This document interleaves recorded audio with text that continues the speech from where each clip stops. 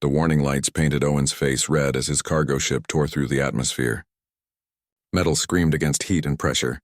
He gripped the controls with white knuckles, fighting against systems that no longer responded the way they should. The left engine had died somewhere past the asteroid belt.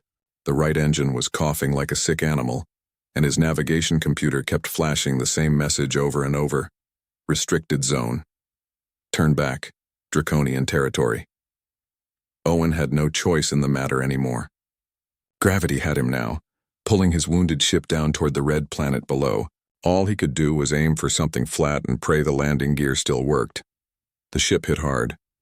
Owen's head snapped forward against the restraints. Stars exploded behind his eyes. For a moment, everything went quiet except for the ringing in his ears. Then the emergency systems started their chorus of beeps and warnings. Smoke filled the cabin. Owen coughed, released his harness, and stumbled toward the exit hatch. The door opened with a hiss. Heat slammed into him like a physical wall. Owen shielded his eyes and looked out at his new home. Red sand stretched in every direction, broken only by black rocks that jutted from the ground like broken teeth. The sky above was a strange orange color, and the air tasted like metal and sulfur. He had crashed on Draconis, the dragon world, and everyone in the galaxy knew what that meant. No one came back from Draconis. Owen checked his emergency supplies. One water container, mostly full. Protein bars that would last maybe a week. A basic med kit. A heat blanket. A beacon that should have been calling for rescue, but was now just an expensive piece of broken plastic. He looked at his ship and knew the truth before he even started checking. The hull was cracked. The engines were dead. The communication array had sheared off during the descent. He was alone on a planet where dragons hunted anything that moved. Owen sat on the loading ramp and tried to think. His hands shook, but not from fear. He needed water. The ship's recycling system was damaged, and his one container would not last long in this heat. He pulled out his scanner and swept it across the landscape. There, about half a mile to the north, the device showed a small reading. Moisture underground, maybe close to the surface. It was a chance, at least. He filled his pack with supplies and started walking. The red sand pulled at his boots. Sweat ran down his back. The twin suns of this system burned overhead without mercy. Owen had been a cargo pilot for 8 years, running supplies between stations and colonies. He had seen a lot of space, a lot of empty places, but nothing like this. Draconis felt old in a way he could not explain. Ancient, like the rocks themselves were watching him. After 30 minutes of walking, Owen heard something. A sound so faint he almost missed it. A rasping, wheezing noise that did not belong to wind or settling stone. He followed it to the edge of a shallow canyon where a dry riverbed cut through the landscape. That was when he saw it. The dragon was small, maybe the size of a large dog. Its scales were dark gray, almost black, and they had lost their shine. It lay partially buried under a pile of rocks near the canyon wall. One wing was pinned. Its eyes were half closed, and its breathing came in short, desperate gasps. The creature was dying. Owen froze. Every instinct screamed at him to run. Dragons were dangerous. Everyone knew that. They attacked ships. They killed explorers. The Galactic Union had marked this entire planet as forbidden for good reasons. But as Owen stared at the small dragon struggling under those rocks, all he could see was suffering. The creature's eyes opened slightly and found him. They were golden, even dulled by exhaustion, and there was something in that gaze. Intelligence. Awareness. Fear. Owen remembered his sister. Lily had been 14 when the station's oxygen system failed in her section. He had been on the other side of the emergency doors, watching through the window as she struggled to breathe. The doors would not open. He could not reach her. He could only watch as she collapsed, her hand pressed against the glass, reaching for him. The emergency crews arrived 3 minutes too late. That was 7 years ago. And Owen still woke up some nights seeing that hand pressed against the glass. He looked at the dragon hatchling and made a decision that defied all logic. He set down his pack and approached slowly. The dragon did not move. It had no energy left to fight or flee. Owen examined the rocks. They were not too large, probably dislodged from the canyon wall during a tremor. He could move them, but it would take time. He started with the smallest stones, working carefully to avoid causing a shift that might crush the dragon further. The creature watched him with those golden eyes. Owen talked while he worked, his voice steady in the silence. It was a habit from long trips alone in space, talking to himself or to the ship's computer. Easy now. I know it hurts. Just hold on a bit longer. After 20 minutes, Owen moved the last large rock. The dragon's wing came free. The creature tried to stand but collapsed immediately. Owen could see the problem now. Dehydration. The riverbed was bone dry, and the hatchling had probably been trapped here for days without water. Owen pulled out his water container. He looked at it, then at the dragon, then back at the water. He had just walked through brutal heat to get here. He needed this water to survive until rescue came. If rescue came, every reasonable part of his brain told him to walk away, save himself, let nature take its course. But Owen had learned something 7 years ago, watching his sister die while he stood helpless. He had learned that he could not live with himself if he watched someone die when he had the power to help. Even if that someone was a dragon, even if it might kill him. He poured water into his hand and held it out to the dragon's mouth. The creature's eyes widened. Its tongue, rough and hot, lapped desperately at the water. Owen gave it more, then more, watching his supply drop lower and lower. The dragon drank until it finally stopped, exhausted, and closed its eyes. Owen sat back in the sand and looked at his half-empty water container. He had just done something incredibly stupid. Something that might cost him his life. But as he watched the dragon's breathing become steadier and deeper, he felt something he had not felt in years. He felt like maybe, just maybe, he had done something that mattered. Owen woke to the feeling of something warm pressed against his side. His eyes snapped open. The dragon hatchling had moved during the night. It now lay curled against him, its scales rising and falling with steady breaths. In sleep, the creature looked almost peaceful. Its color had improved slightly. The dull gray scales now showed hints of deeper black with traces of silver along the edges. The suns were just rising, painting the red sand in shades of orange and pink. Owen carefully extracted himself from the dragon's side and stood. His body ached from sleeping on the ground. His mouth felt like sandpaper. He picked up his water container and allowed himself one small sip. Less than half remained. He needed to find more water today or they would both die. The dragon stirred and opened its eyes. Those golden orbs fixed on Owen with an intensity that made him nervous. For a long moment, neither moved. Then the dragon slowly got to its feet. It wobbled, still weak, but it stood. It watched Owen with its head tilted slightly to one side. "Hey there," Owen said softly. "Feeling better?" The dragon made a sound somewhere between a chirp and a growl. Not threatening, just responding. Owen decided to take that as a good sign. He pulled out his scanner and checked the readings from yesterday. The moisture signature was still there, actually stronger now. Maybe the underground water source was closer to the surface here in the canyon. The dragon followed him as he walked. It stayed about 10 feet back, limping slightly on one leg, but determined to keep pace. Owen glanced back several times. He had saved the creature's life, but that did not mean it was safe. Dragons were predators. This one was young and weak now, but it still had teeth and claws. Still, something about the way it watched him did not feel threatening. It felt curious. Owen found the spot where his scanner showed the strongest reading. He knelt and dug into the sand with his hands. The red grains were hot on the surface but cooler underneath. He dug deeper, following the scanner's guidance. After about 20 minutes, his fingers hit something solid. Rock.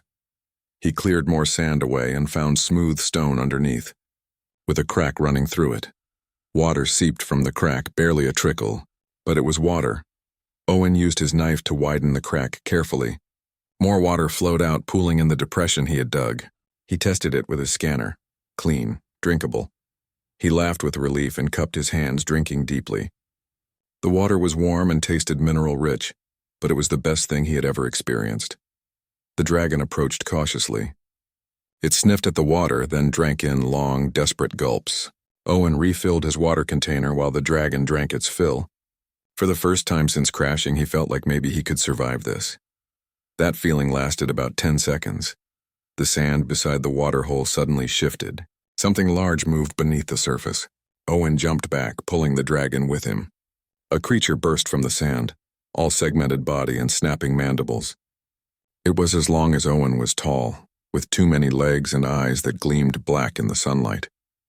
A sand hunter, his mind supplied. He had read about them in the briefing files about Draconis. Ambush predators that lived in the dry riverbeds. The creature lunged at Owen. He rolled aside, barely avoiding those snapping jaws. His hand found a rock and he threw it, hitting the hunter's head. It did not even slow down. The creature turned, orienting on him again, ready to strike. Then the dragon moved. Despite its injuries and weakness, the hatchling threw itself between Owen and the hunter. It spread its wings, making itself look larger, and released a sound that made Owen's bones vibrate. Not quite a roar, more like a hiss mixed with a growl, but filled with fury. Fire flickered at the edges of the dragon's mouth. The sand hunter paused. It was larger than the dragon. Stronger, but something in that display made it reconsider. The dragon hissed again and took a step forward. Fire dripped from its jaws now, small flames that burned in the sand. The hunter's many eyes focused on those flames, and Owen saw something he recognized. Fear. The sand hunter retreated, sliding back into the hole it had come from. Within seconds it had disappeared beneath the surface. The dragon held its threatening pose for another moment, then collapsed, exhausted from the effort. Owen rushed over and checked the creature. He was breathing hard but seemed uninjured. "You saved me," Owen said quietly. "You did not have to do that." The dragon looked at him with those golden eyes. In that moment, Owen understood something. The dragon had not acted on instinct or training. It had made a choice. Just as Owen had chosen to share his water, the dragon had chosen to protect him. They had both done something they did not have to do. Owen carefully picked up the dragon. It was heavier than it looked, dense with muscle under those scales. The creature did not resist. Owen carried it back to his ship, moving carefully across the hot sand. The dragon's head rested against his chest, and he could feel the rapid beating of its heart. At the ship, Owen set up shelter using his heat blanket and parts from the damaged hull. He created shade for both of them and brought more water from the source he had found. The dragon slept while Owen worked. He examined his ship's damage more carefully now. The communication system was completely destroyed. The engines needed parts he did not have. Even if he could repair them, he did not have fuel. He was stuck here, and eventually, adult dragons would notice his presence. That thought should have terrified him. But as Owen looked at the sleeping hatchling, he felt something else. Responsibility. He had saved this creature's life. It had saved his in return. They were connected now in a way he did not fully understand. Whatever happened next, they would face it together. Owen settled down beside the dragon and allowed himself to rest. Outside, the twin suns climbed higher and the red sand shimmered with heat. Somewhere in the distance, something roared. It was deep and powerful, the sound of something much, much larger than the hatchling beside him. The adult dragons were out there, and sooner or later, they would come looking. 3 days passed. Owen had managed to create a routine that kept both him and the dragon alive. The hatchling grew stronger each day, its scales regaining their shine, its movements becoming more confident. Owen started calling it Ash after the dark color of its scales. The dragon seemed to recognize the name, or at least recognized when Owen was talking to it. They hunted together in their own way. Ash would flush out small creatures from the rocks, and Owen would catch them in makeshift traps. The meat was tough and tasted strange, but it kept them fed. They shared water from the underground source. They slept near each other at night when the temperature dropped and the cold became dangerous. Owen had stopped thinking about rescue. His beacon was broken. No one knew where he had crashed. The Galactic Union avoided Draconis completely, and even if they sent someone, they would not arrive for weeks, maybe months. He had accepted his situation. He was living on the dragon world now, and his only companion was a creature that most species feared. On the 4th morning, everything changed. Owen was checking his traps near the canyon when he felt it. A vibration in the ground, rhythmic and heavy. Something large was approaching. Something very large. He turned and saw a shadow pass over the sand. His heart stopped. The dragon that landed on the canyon ridge was massive. Its wingspan had to be at least 60 feet. Copper-colored scales caught the sunlight and reflected it like metal. The creature's head was as large as Owen's entire ship, with horns that curved back like a crown. Yellow eyes, each the size of dinner plates, locked onto Owen with predatory focus. This was an adult dragon. This was what the entire galaxy feared. Owen could not move. His body refused to respond. The dragon opened its mouth and roared.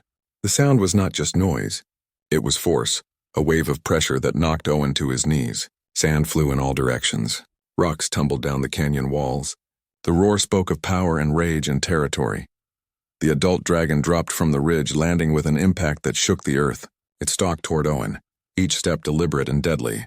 Smoke curled from its nostrils. Owen could see the heat building in its throat, see the glow of fire preparing to reduce him to ash. Then ash appeared. The hatchling burst from behind a rock, positioning itself between Owen and the adult. Ash spread its wings and made that hissing, growling sound, but compared to the adult's roar, it sounded like a kitten facing a lion. The adult dragon paused. Its massive head tilted as it looked down at the hatchling. Ash did not back down. Despite being tiny in comparison, despite clearly being terrified, the young dragon held its ground. It hissed again, and small flames danced at the edges of its mouth. The adult dragon made a sound. It started as a growl but changed into something else. Something softer. The great creature lowered its head until it was level with Ash. It sniffed the hatchling carefully, thoroughly. Then it turned its attention back to Owen. Owen stayed on his knees. He kept his hands visible and his eyes down, every instinct telling him that eye contact might be seen as a challenge. The adult dragon approached until Owen could feel the heat radiating from its scales. It sniffed him just as it had sniffed Ash. Its breath was hot and smelled like burning metal. For a long moment, nothing happened.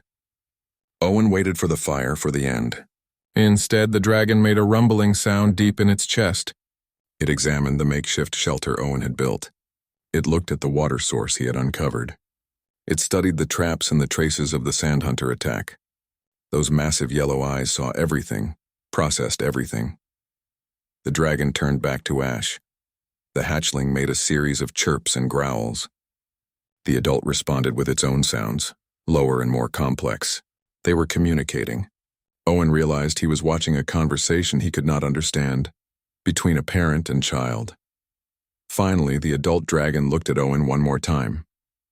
Something shifted in those yellow eyes. The rage was gone. In its place was something that looked almost like understanding. The dragon dipped its massive head once, a clear gesture, then turned to leave. But before spreading its wings, the adult dragon did something Owen never expected. It approached the canyon wall and began digging with its powerful claws. Rock and sand flew in massive chunks. Within minutes, the dragon had opened up a crack in the stone. Water gushed out, far more than Owen's small trickle. A real spring, enough to last for weeks. The dragon was not done. It climbed further up the canyon wall to a ledge and dislodged several large rocks. They tumbled down and landed near Owen's shelter. But these were not ordinary rocks. They glowed faintly with internal light. Fuel crystals. Rare and incredibly valuable, and exactly what Owen would need to power his ship's engines if he could repair them. The adult dragon spread its wings and launched into the air. It circled once, Ash watching from below, then flew toward the distant mountains. But before it disappeared completely, it called out, a long, complex sound that echoed across the red sand. Ash responded with its own cry, much smaller but carrying the same pattern. Owen sat in the sand and tried to process what had just happened. The adult dragon had not killed him. It had seen Ash, seen how the hatchling defended Owen, and somehow understood what had transpired between them. More than that, it had left gifts, water, fuel crystals. The dragon had repaid Owen for saving its child. Ash walked over and sat beside Owen. The hatchling made a contented sound and leaned against his leg. Owen put his hand on the dragon's head and laughed. It started as a chuckle but grew into full gasping laughter. He was alive. Not only alive, but he had just communicated, in some fashion, with one of the most feared species in the galaxy. Ash, Owen said, scratching behind the dragon's horns. I think we just made history. The hatchling purred, a sound like rocks tumbling in a barrel, and closed its eyes in contentment.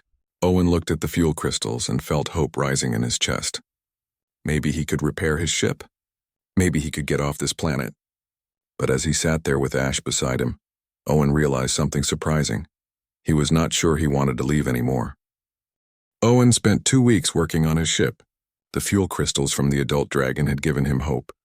But hope did not fix a cracked hull or rebuild a communication array. He worked during the cooler morning hours and rested in the shade during the brutal afternoon heat. Ash helped in unexpected ways, using its growing strength to move heavy parts and its fire to weld metal pieces together. When Owen showed it how, the dragon was growing fast. Already it was the size of a small horse, its wings strong enough for short flights. Ash would disappear for hours, hunting in the canyons and returning with food to share. The bond between them had deepened into something Owen could not quite name. Not pet and owner, not quite friends. Something else, something new. On the 15th day, Owen finally got the communication system working. It was weak, barely functional, but it could send a signal. He activated the distress beacon and transmitted his coordinates into space. Then he waited. The response came 3 days later, but it was not what Owen expected. A ship appeared in orbit, sleek and military in design. Owen's scanner identified it as a Galactic Union scout vessel. He felt relief wash over him. Rescue had arrived. He would get off this planet, return to civilization, and his nightmare would be over. Except something felt wrong. The ship did not hail him. It did not land. It just orbited, watching. Owen tried to make contact but received no response. Then his scanner picked up something else.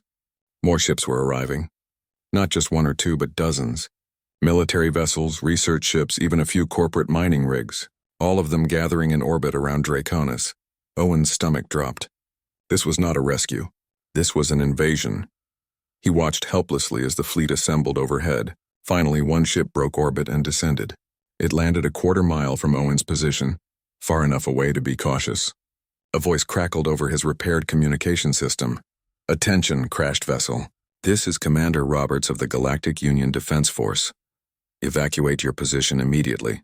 We are establishing a perimeter around this area. Hostile life forms detected." Owen grabbed his communicator. "Commander, this is Owen from the cargo ship Wanderer. There are no hostile life forms here. The dragons are not aggressive unless provoked." Static, then Roberts spoke again. "Survivor, you do not understand the situation. Your distress signal revealed the location of Draconis' primary population center. Command has authorized a preemptive security operation. For your safety, evacuate immediately." Security operation? Owen felt cold. "You mean an attack? You are going to attack the dragons. We are securing valuable resources and neutralizing potential threats. This planet contains fuel crystals worth trillions. The dragon population presents an obstacle to extraction operations. Now evacuate or you will be caught in the engagement zone." Owen looked at Ash, who had been listening with its head tilted. The dragon understood tone, if not words, and it could sense Owen's distress. He thought about the adult dragon who had spared his life and left him gifts. He thought about Ash, who had protected him from the Sand Hunter. He thought about what the Galactic Union was planning to do to them. "No," Owen said quietly. "Say again, Survivor." "I said no.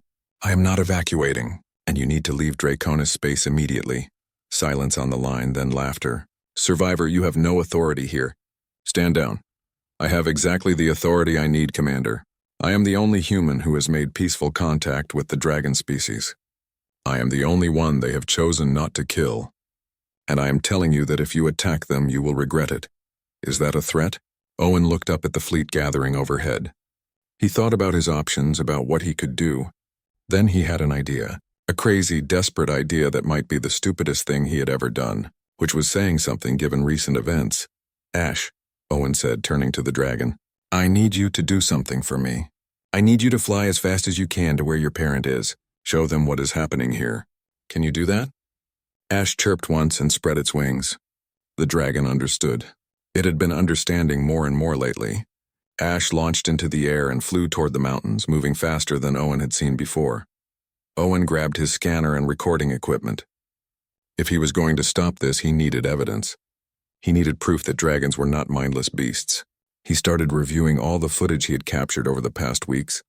The conversation between Ash and the adult dragon, the gifts left behind, the way Ash had learned to work with him, to communicate through gestures and sounds.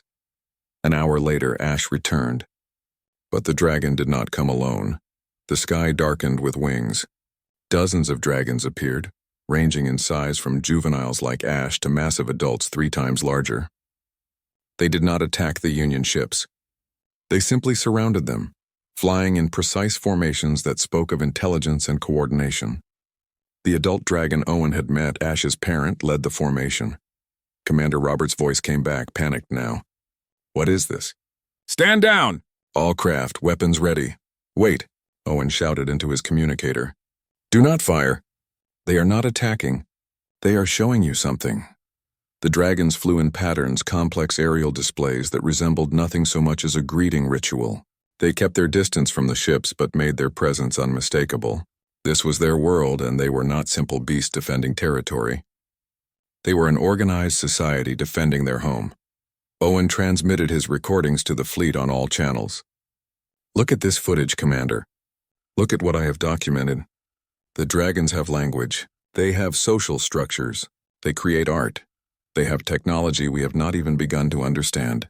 They are not animals. They are people." More ships arrived, but these were different. News vessels. Independent observers. Owen's transmission had not just reached the military. It had gone out on open channels, and now the whole galaxy was watching. One ship detached from the fleet and landed near Owen. The ramp lowered, and a woman in civilian clothes emerged. She was older, with gray hair pulled back, and she carried herself with the confidence of someone used to being in charge. "I am Dr. Yuki Tanaka," she said, approaching Owen carefully. "I lead the Xenological Research Division. I need to know everything about your contact with the dragons. Everything." Owen looked at her, then at Ash, then at the fleet overhead where dragons still circled in their defensive formations. He made a decision. "I will tell you everything," Owen said, "but on one condition. The military leaves now. This planet is off limits for mining or any other exploitation. If the Union wants to have a relationship with the dragons, it will be as equals, not conquerors." Dr. Tanaka smiled. "I was hoping you would say something like that. I think you and I are going to change the galaxy, Owen." Above them, the dragons continued their dance in the sky, and Owen realized this was just the beginning. Dr. Tanaka worked quickly. Within hours, she had convinced most of the military fleet to withdraw to high orbit. A few stubborn commanders refused, arguing that leaving meant abandoning valuable resources. They learned their mistake when the dragons demonstrated their own technology. Owen watched from the ground as crystalline structures rose from hidden underground facilities.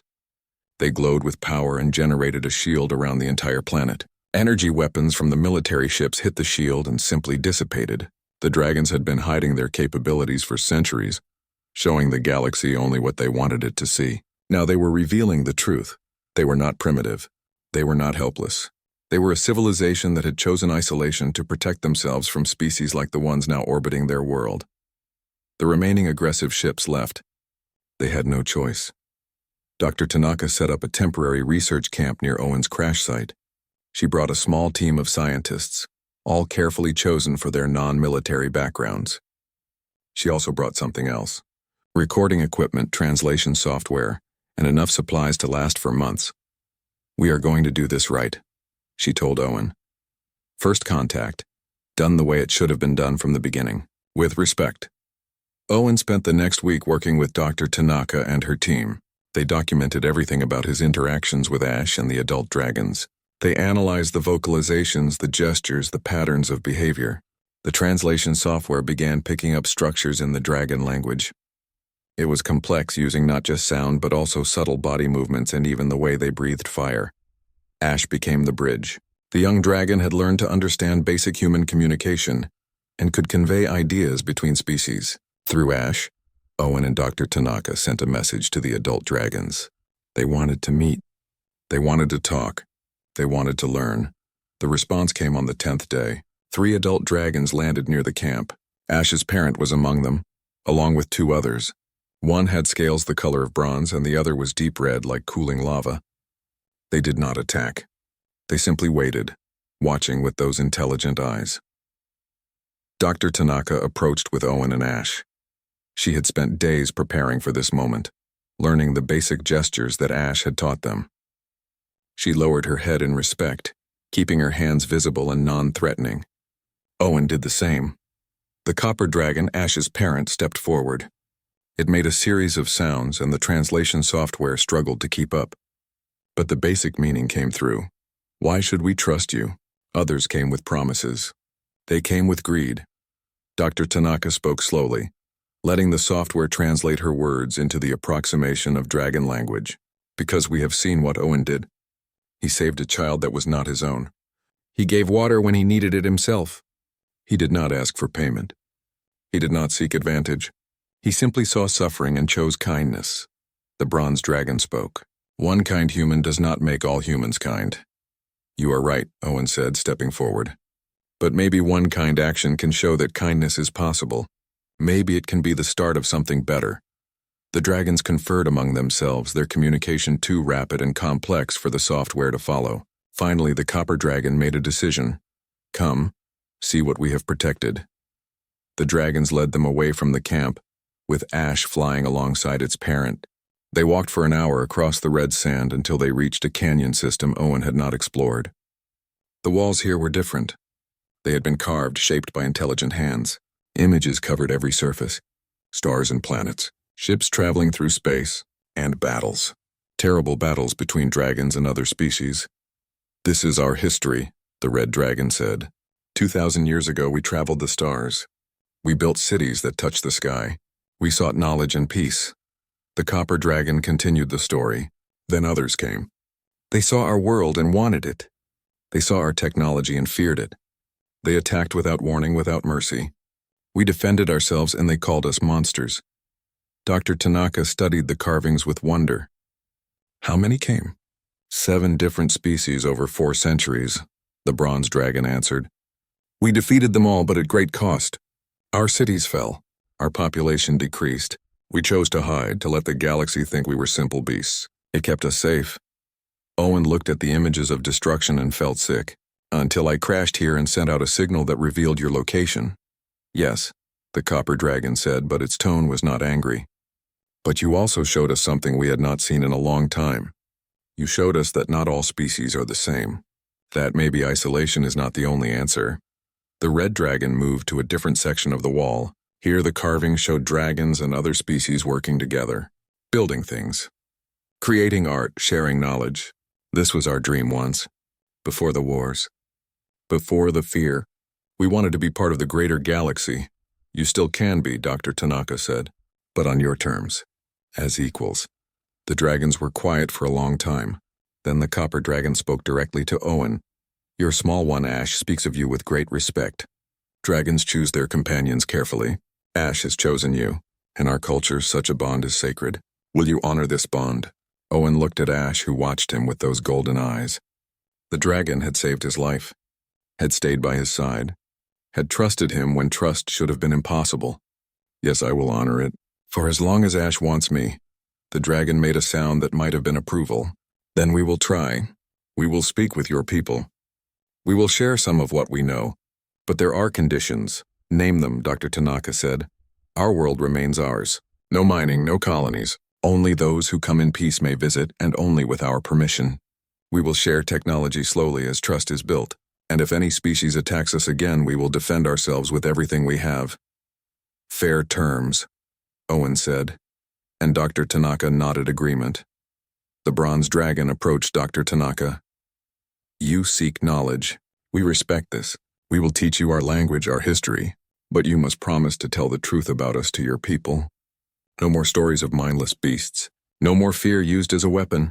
I promise, Dr. Tanaka said. The galaxy will know the truth. The dragons spread their wings, preparing to leave. But the copper dragon paused and looked at Owen one more time. You could have left Ash to die. You did not have to share your water. Why did you do it? Owen thought about his sister. About that moment when he had been helpless to save her. About all the times since when he had wished he could go back and change things. Because I could help. That was reason enough. The dragon made a deep rumbling sound. Your species has much to learn. But perhaps you also have much to teach. We will see. The 3 adult dragons flew away, leaving Owen, Dr. Tanaka, and Ash standing among the ancient carvings. Ash moved close to Owen and pressed its head against his hand. Well, Dr. Tanaka said, a smile spreading across her face, I think we just witnessed the beginning of a new era. Owen scratched behind Ash's horns and looked at the images on the canyon walls. Images of cooperation between species, of shared dreams and common goals. I hope so. I really hope so. 6 months later, Owen stood at the edge of the newly built Cultural Exchange Center and watched ships arrive. These were not military vessels coming to conquer. They were diplomats, scientists, artists, and explorers coming to learn. The Galactic Union had officially recognized the dragons as a sovereign civilization, and Draconis had opened its borders to visitors for the first time in centuries. The change had not been easy. Many species still feared dragons. Corporate interests fought hard against the protections placed on Draconis. Military factions argued that an advanced dragon civilization posed a strategic threat. But Dr. Tanaka had kept her promise. She told the truth, showing the galaxy the history carved in those canyon walls. She showed them Ash and Owen, proof that cooperation was possible. Public opinion shifted. People grew tired of fear and greed driving policy. They wanted something better. The dragons became a symbol of that better future. Owen had been offered a formal position as the first human liaison to Draconis. He accepted without hesitation. His old life, running cargo between stations, felt like it belonged to someone else. That Owen had been lost, running from guilt and grief. This Owen had found purpose. Ash had grown significantly. The dragon now stood as tall as Owen at the shoulder, with a wingspan of nearly 20 feet. But size had not changed the bond between them. If anything, it had grown stronger. They worked together every day, helping visitors understand dragon culture and helping dragons navigate the complexities of galactic politics. Today was special. Today, the first permanent embassy was opening, a building that blended human and dragon architecture. Representatives from over 30 species had come for the ceremony. Among them was Commander Roberts, the military officer who had wanted to attack. He had not come willingly. The Union Council had ordered his presence as a gesture of reconciliation. Owen found Roberts standing apart from the crowd, looking uncomfortable. He approached and Ash followed at his side. "Commander," Owen said simply. Roberts looked at Ash with barely concealed fear. "I still think this is a mistake. Giving them equal status. They could be a threat." "They have always had the power to be a threat," Owen replied. "They have shields we cannot penetrate, technology we are only beginning to understand. But they chose peace. They chose to give us a chance even after centuries of attacks from species like ours. You trust them?" Owen looked at Ash, who watched the exchange with understanding eyes. "I trust the choice I made 6 months ago. I trusted that saving a dying creature was the right thing to do. Everything good that has happened since started with that choice." Roberts was quiet for a moment. "You really believe that? That one small action changed everything?" "Yes, because it was not just my action. Ash chose to protect me. The adult dragons chose mercy over revenge. Dr. Tanaka chose truth over politics. Every person here made small choices that built toward this moment." Owen gestured at the ceremony beginning below. "Change does not come from grand gestures, Commander. It comes from individuals choosing compassion over fear." Robert said nothing, but something in his expression had softened. He walked away toward the ceremony and Owen let him go. Some people needed time to understand. The ceremony was beautiful. Dragon elders spoke in their own language, translated for the crowd. Human diplomats responded with carefully rehearsed gestures of respect. Artists from both species unveiled collaborative works. Children, both human and dragon hatchlings, played together under the watchful eyes of their parents. Dr. Tanaka found Owen afterward. She had been appointed the head of the new Xenological Institute, dedicated to fostering understanding between species. "I wanted to thank you," she said. "None of this would exist without you." "I just shared some water," Owen said. "You did the hard work. You showed us a different way forward. That matters more than you know." She paused. "I have something for you. The Institute has approved funding for an expedition. We want to document other potentially misunderstood species. Species that the galaxy has marked as dangerous without really trying to understand them. We want you to lead it." Owen felt excitement rise in his chest. "What about Ash?" "Ash goes with you, of course. The dragons have agreed to send representatives on the expedition. They want to help prevent other species from suffering the isolation they endured." Ash made a pleased rumbling sound. The dragon had understood the conversation and clearly approved. Owen scratched behind the dragon's horns. "When do we leave?" 2 months. We need to prepare properly." Dr. Tanaka smiled. "You changed the galaxy once, Owen. Ready to do it again?" That evening, Owen and Ash flew together over Draconis. The dragon was strong enough now to carry Owen on its back, and flying had become their favorite way to think. Below them, the red sand glowed in the setting suns. The exchange center lights flickered on, a beacon of hope in the wilderness. Owen thought about the past 6 months. He thought about the moment he had decided to give his water to a dying creature. It had seemed like such a small thing at the time, a choice born from guilt and a desperate need to save someone when he had failed before. But that moment had rippled outward in ways he never could have imagined. He had come to Draconis broken, running from his past. He had found something he never expected: purpose, connection, a future worth building, and it had all started because he chose to care when caring seemed foolish. Ash called out, a joyful sound that echoed across the canyons. Other dragons responded from the mountains, their voices carrying across the desert. Owen felt the wind in his face and the steady rhythm of Ash's wings beneath him. He thought about the expedition ahead, about all the other species out there that might be waiting for someone to show them compassion instead of fear. They flew toward the setting suns, human and dragon together, ready for whatever came next. Below them, the galaxy was changing. And it had changed because one man had seen a dying creature and decided that one life, any life, was worth saving. Sometimes the most powerful thing a person can do is simply to care.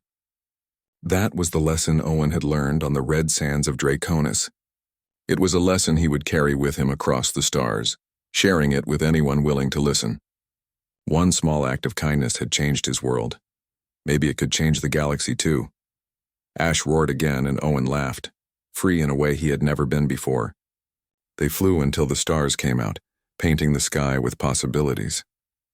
And somewhere in that vast darkness, other worlds waited, other creatures that needed someone to see them not as threats or resources, but as lives worth protecting. Owen and Ash would find them. Together they would show the galaxy a better way, one act of compassion at a time.